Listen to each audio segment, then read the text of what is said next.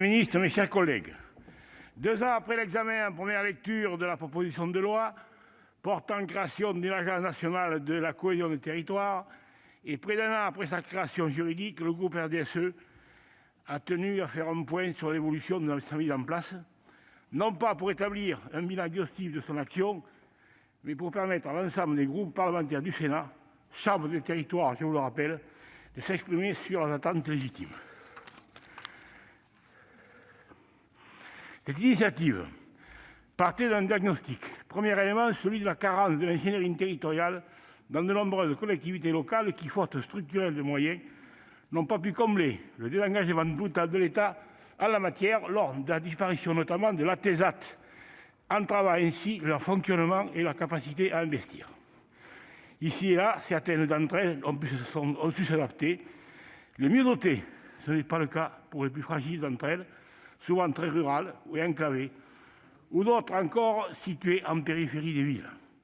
Cette carence accentue la fracture territoriale, creusée par des années de déclin de la politique de l'aménagement du territoire par le retrait de l'État stratège. Elle a eu pour conséquence d'accentuer la concurrence entre les territoires plutôt que d'en favoriser la solidarité.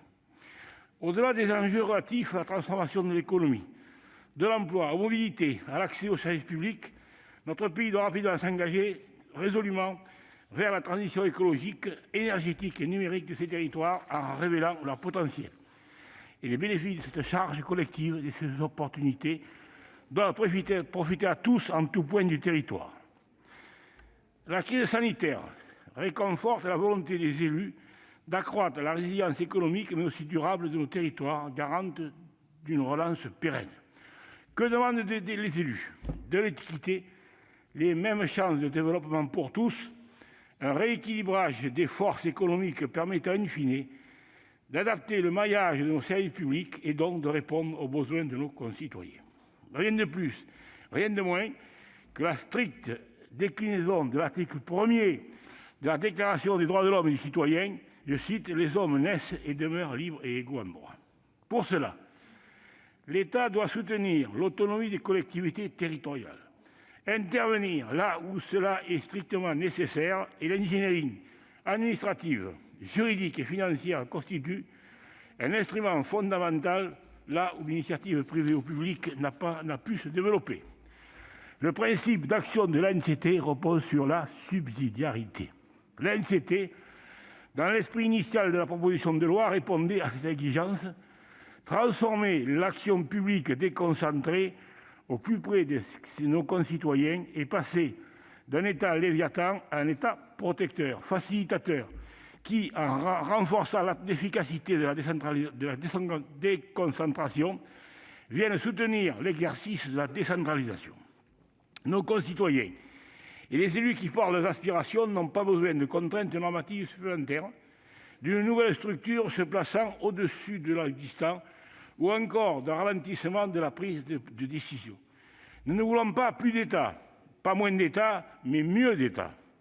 Accompagner simplement les élus qui portent des projets indispensables pour leur vitalité de leur territoire, parfois freinés par un excès de bureaucratie tatillonne. Le deuxième élément du diagnostic était donc la complexité administrative. À défaut de réussir la simplification des normes ou des circuits de financement, nous espérions proposer aux collectivités locales un accès aisé à leur application ou à leur recours grâce à une logique de guichet unique.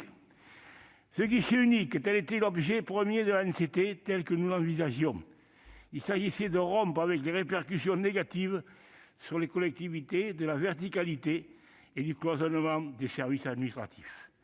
Cela supposait de doter l'administration territoriale des moyens correspondants, alors que les effectifs des directions départementales des territoires de la mer, les DDTM, avaient subi une perte de 30% de leurs effectifs entre 2012 et 2018 et rencontrent actuellement des difficultés à assurer l'ensemble de leurs missions.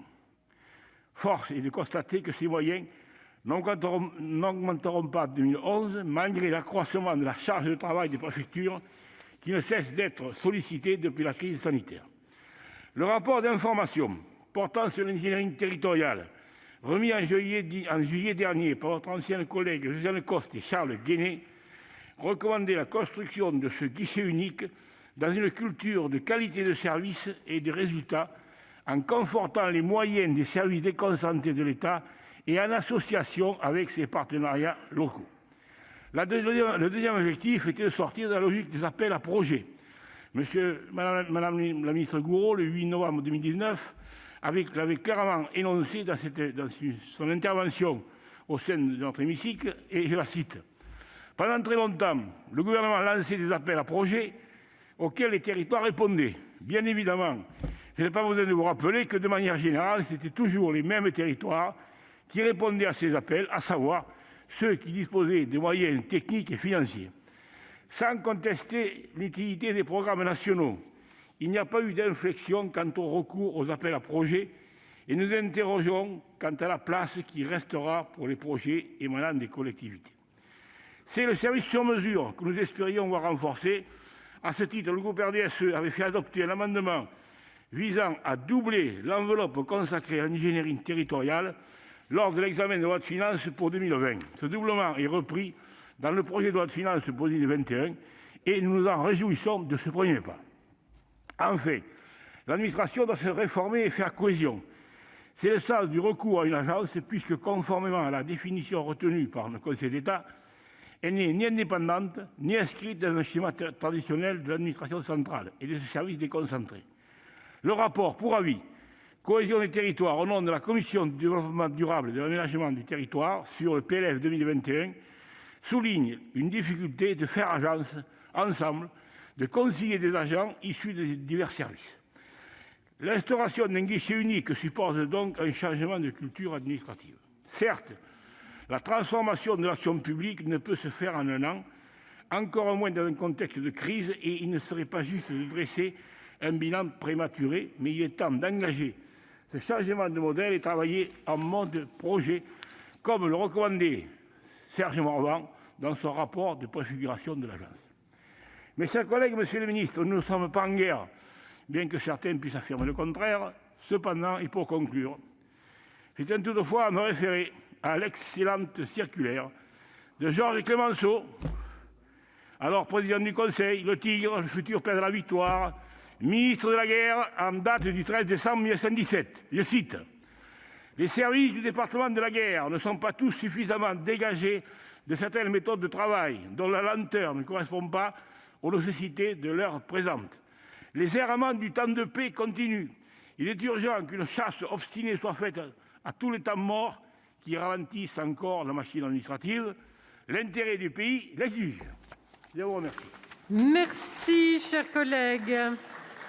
La parole est à Monsieur Joël Giraud, secrétaire d'État chargé de la ruralité. Monsieur le ministre.